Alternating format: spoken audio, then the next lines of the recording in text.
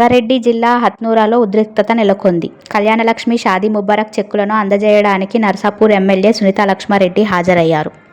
ఈ కార్యక్రమంలో స్థానిక కాంగ్రెస్ నేతలు రేవంత్ రెడ్డి ఫ్లెక్సీకి పాలాభిషేకం చేయాలని కోరారు.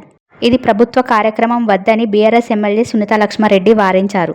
పాలాభిషేకం చేయాల్సిందేనని ఫ్లెక్సీని తీసుకొచ్చారు కాంగ్రెస్ కార్యకర్తలు. ఆ ఫ్లెక్సీని చింపేసే ప్రయత్నం చేశారు బీఆర్ఎస్ కార్యకర్తలు. ఇరు వర్గాల మధ్య తోపులాట జరగడంతో అతి కష్టం మీద ఇరు వర్గాలను చెల్లాచెదురు చేశారు పోలీసులు.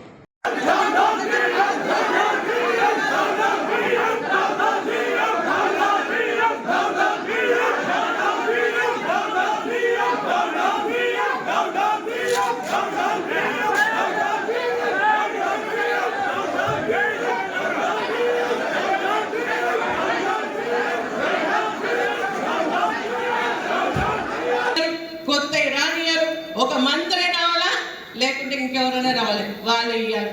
మేము ఏం తప్పు చేసినాం? మీరు ఓట్లు వేసి నేను గెలిచినందుకనే తప్పు, అవునా? అదేనా? కాబట్టి ఇది మంచి పద్ధతి కాదు. మేము సహనంతో ఊరుకుంటున్నాం, మీరు మాతో పనిచేసిన ముఖాలు చూసుకుంటూ ఊరుకుంటున్నాం. కానీ ఎప్పుడు నాతో ఉన్నప్పుడు మీరు ఇట్లా చేయలేదు. ఎవరి సాహసంతో మీరు ఇట్లా చేస్తున్నారో అది మీకు చెడు జరుగుతుంది, మీ పార్టీకి చెడు జరుగుతుంది, అది గమనించాలని చెప్తా ఉన్నాం. మేము చేయాలంటే ఒక్క నిమిషం కాదు, ఇడని గుంజి పారేస్తాను. కానీ అది పద్ధతి కాదు.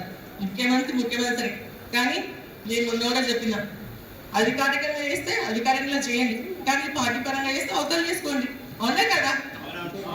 తప్పు అవునా కదా? చెప్పండి.